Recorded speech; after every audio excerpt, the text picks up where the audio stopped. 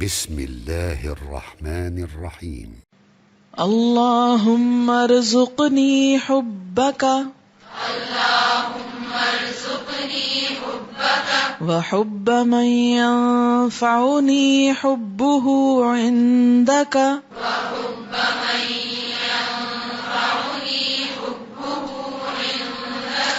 اللهم ما رزقتني مما أحب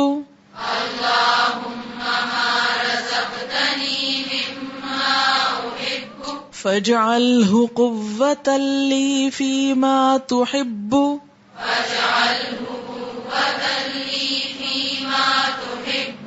اللهم ما زويت عني مما أحب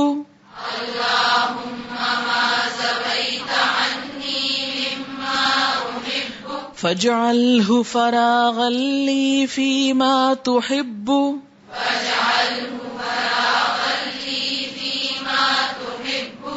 اللہم اے اللہ ارزقنی عطا کر مجھ کو حبکا اپنی محبت وحبا اور محبت من اس شخص کی جو ینفعنی نفع دے مجھ کو حبہ اس کی محبت عندکا تیرے پاس تیرے نزدیک اللہم اے اللہ ما رزقتنی جو تو نے عطا کی مجھ کو مما احب اس میں سے جس سے میں محبت کرتا ہوں فاجعلہ تو بنا دے اس کو قوتاً قوت لی میرے لیے فیما ان کاموں میں جو تحب تو پسند کرتا ہے اللہم اے اللہ ما زویت عنی جو تو نے لے لی مجھ سے مما احب اس میں سے جس سے میں محبت کرتا تھا یعنی جس چیز کی محبت تو نے میرے دل سے نکال لی فاجعلہ تو بنا دے اس کو فراغا لی فراغت کا سبب میرے لیے فیما تحب ان کاموں کے لیے جس سے تو محبت کرتا ہے. ذرا سا سمجھنے میں مشکل ہوتا ہے لیکن بہت خوبصورت دعا. جتنی سمجھنے میں ذرا مشکل ہے اتنی ہی ڈیپ اس کی میننگ ہے اور بہت ہی کارآمد دعا ہے. پہلے تو دعا مانگی گی کہ اللہ اپنی محبت دے دے جو پیچھے بھی ایک دفعہ آپ نے مانگی. پھر اس شخص کی محبت دے دے جس کی محبت مجھے تیرے نزدیک فائدہ دے یا تیرے نزدیک ہونے میں مدد دے. یعنی مجھے ایسے انسان کی محبت چاہیے جس کی محبت مجھے تیرے اور قریب کر دے. یہی اصل فائدہ ہے نا, کیونکہ والذین آمنوا اشد حبا للہ, وہ لوگ جو ایمان لائے اللہ کی محبت میں سب سے زیادہ شدید ہوتے ہیں. یہ ایمان کی پہچان ہے کہ ہر چیز سے بڑھ کر اللہ کی محبت ہو. پھر ان انسانوں کی محبت ہو جو اس محبت میں مددگار ہو, نہ کہ اس کو کم کرنے کا سبب بنے. کہ آپ کے دل میں خدا کی محبت اور آپ ایسی کمپنی میں بیٹھے ہوئے ہیں جس سے اس محبت میں کمی آ رہی, تو یہ خسارہ ہے نا. ایسے لوگوں کی کمپنی نصیب ہو, صحبت نصیب ہو, دوستی نصیب ہو کہ جن کے پاس بیٹھ کر اللہ کی محبت اور بڑھ جائے یا ان چیزوں کی محبت بڑھ جائے جو اللہ کی محبت کے قریب کرنے والی. پھر فرمایا اللہم ما رزقتنی مما احب, اللہ جس چیز کی محبت تو نے میرے دل میں ڈالی ہے, کیونکہ ہر شخص کسی نہ کسی چیز سے محبت رکھتا ہے. مثلا کوئی اپنی اولاد سے رکھتا ہے, تو یا اللہ مثال کے طور پر یا اللہ یہ جو میرے بچوں کی محبت تو نے میرے دل میں ڈالی ہے اس کو ذریعہ بنا دے. کس چیز کا؟ فاجعلہ قوۃ لی, میرے لیے قوت بنا دے. یعنی یہ محبت میرے لیے ایک قوت بن جائے, ان کی محبت مجھے ایک انرجی دے. کیونکہ جس سے انسان محبت کرتا نا اس کو دیکھ کر خوش ہوتا ہے, اس سے ملاقات کر کے خوش ہوتا ہے, اس کے پاس بیٹھ کے خوش ہوتا ہے, اور خوشی انسان کو ایک قسم کی انرجی دیتی. اب وہ انرجی جو مجھے مل رہی ہے اس انرجی کو میں تیری محبت کے قریب ہونے میں استعمال کروں, اس سے میں اور زیادہ تیرے قریب ہو سکوں. یعنی جس انسان کی یا جس چیز کی, مثلا مال کی محبت ہے کسی کے دل میں, اب یہ جو مال کی محبت تو نے دی تو اس محبت کو سبب بنا دے. کس چیز کا؟ ان کاموں کے کرنے کا جن سے تو محبت کرتا ہے.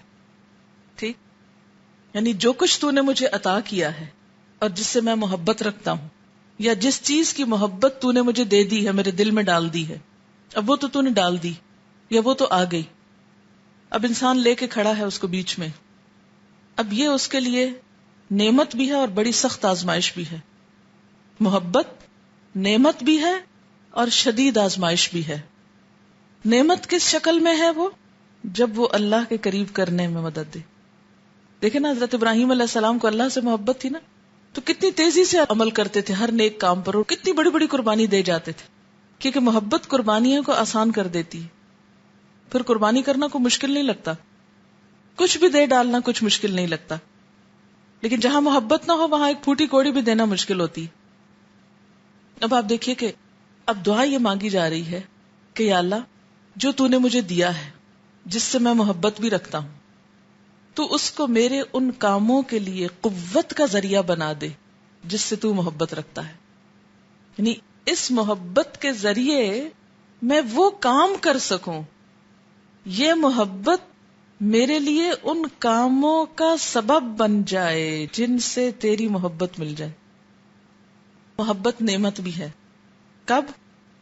جب وہ اللہ کے قریب کرے اور اللہ کے لیے قربانیوں کو آسان کر دے.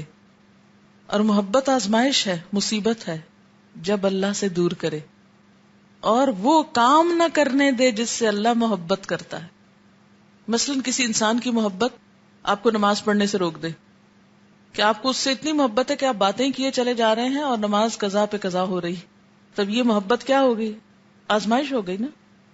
خواہشات کی محبت، ایسی خواہشات میں انسان پڑ جائے ان کی فلفلمنٹ کے لیے کہ انسان کے پاس کوئی اور اچھا کام کرنے کا وقت ہی نہ بچے. اچھا، پھر ایسا بھی ہوتا ہے کہ کچھ چیزوں کی محبت اللہ تعالیٰ لے لیتا ہے، محبت نکال لیتا ہے. یاد رکھیں، وہی محبت ڈالتا ہے.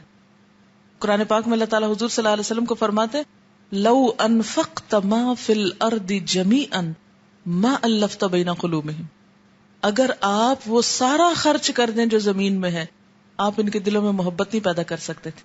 جیسے صحابہ کرام، آپ محبت ڈال ہی نہیں سکتے تھے، مال سے تھوڑی آتی. ولیکن اللہ الف بینہم، لیکن اللہ نے یہ محبت ڈالی. تو محبت اصل میں اللہ ہی ڈالتا ہے، اور وہ ڈالتا بھی ہے، وہ لے بھی لیتا ہے. اب اس نے لے لی. جب محبت دل سے نکلتی ہے نا تو دل خالی ہو جاتا ہے. جب کوئی چیز کہیں سے نکال لی جائے تو خالی ہو جاتا ہے نا، فارغ ہو جاتا ہے.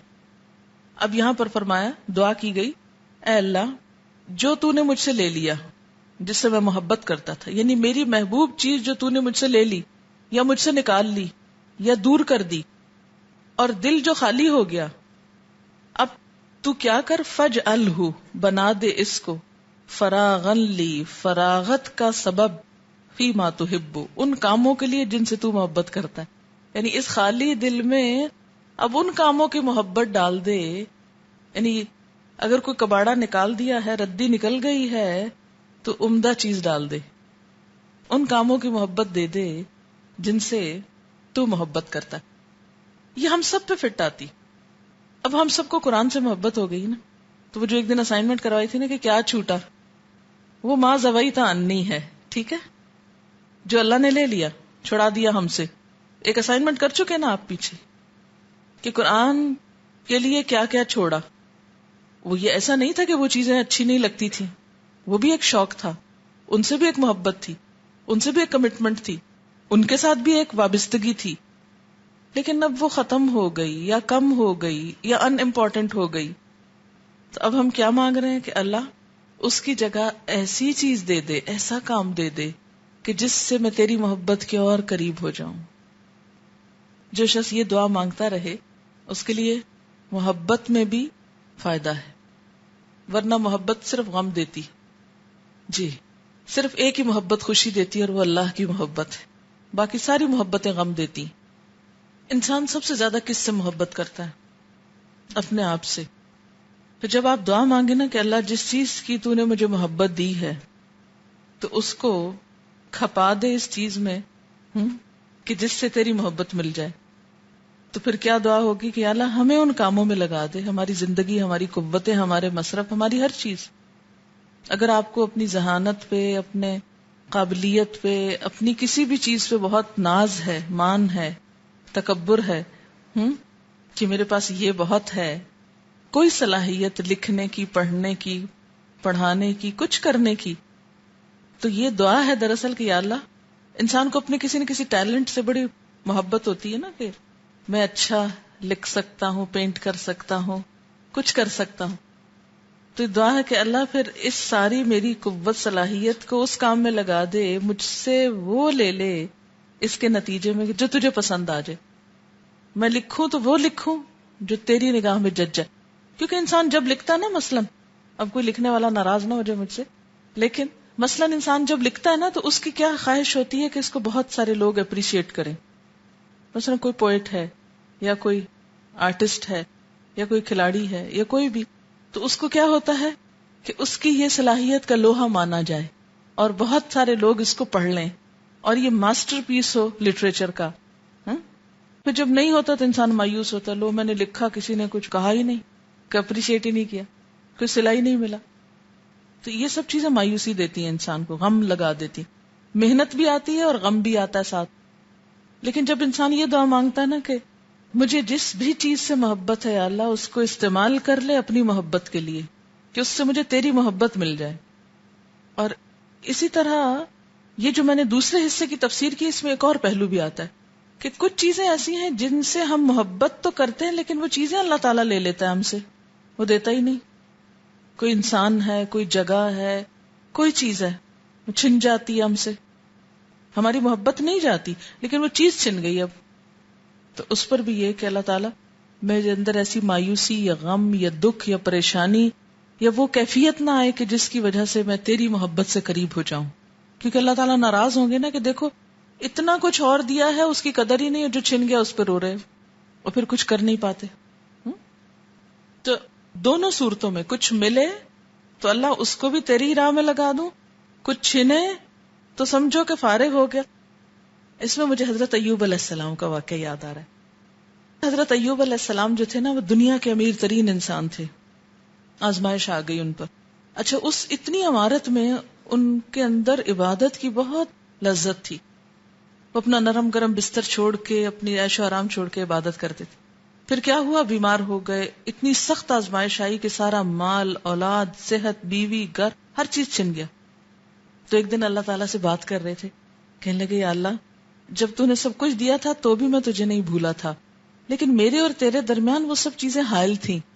اب تو نے وہ سب کچھ لے لیا مجھ سے، اب تیرے اور میرے درمیان کچھ بھی حائل نہیں.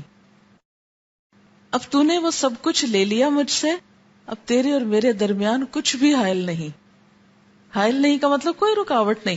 اب بس نہ بیوی ہے، نہ بچے ہے، نہ گھر ہے، نہ مال ہے، نہ دولت ہے، کچھ بھی نہیں ہے، صرف تو ہے اور میں ہوں. تو میری عبادت کی لذت اور بڑھ گئی ہے. یہ ہوتی ہے پازیٹیو تھنکنگ کہ مجھے تو تیرے عبادت میں اور لطف آنے لگا ہے کہ بیچ میں کچھ ہے ہی نہیں، اب فارغ ہو گیا ہوں، سب چلے گئے، فارغ ہو گیا ہوں، اب تو ہے اور میں ہوں. یہ شکر اور صبر کی انتہا ہے کہ اس پر بھی شکر گزار ہیں. ٹھیک ہے، تو نے سب کچھ لے لیا، اب میں زیادہ اچھی طرح تیری عبادت کر سکتا ہوں. تو یہی اس دعا کا دراصل نچوڑ ہے کہ اللہ جب تو سب کچھ دے تو اسے بھی تیری راہ میں لگا دوں، جب تو سب کچھ لے لے تو بھی میں تیرا ہو جاؤں. اس شکر کا نتیجہ ہوا کہ جو کچھ انہیں پہلے ملا تھا اس سے بھی دگنا بعد میں ملا. قرآن میں اس کا ذکر ہے، وَمِثْلَهُ مَعَهُ، صرف اتنا نہیں ملا جو پہلے تھا. اس صبر اور شکر سے اللہ نے اس سے دگنا اور دے دیا. تو یہ آزمائشیں ہیں نا، یہ سب آزمائشیں، یہی ہمارا ٹیسٹ ہے زندگی میں، یہی امتحان ہے کہ ہم کیا کرتے ہیں ان حالات میں. کسی انسان کی محبت کا ملنا بھی آزمائش اور اس کا چھن جانا بھی آزمائش. اللہم ارزقنی حبک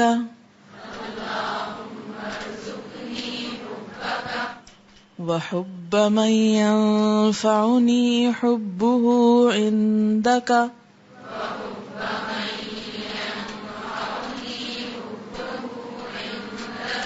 اللہم ما رزقتنی مما احب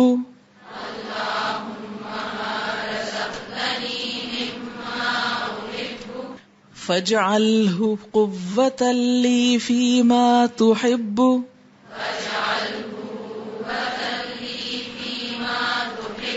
اللہم ما زویت عنی مما احب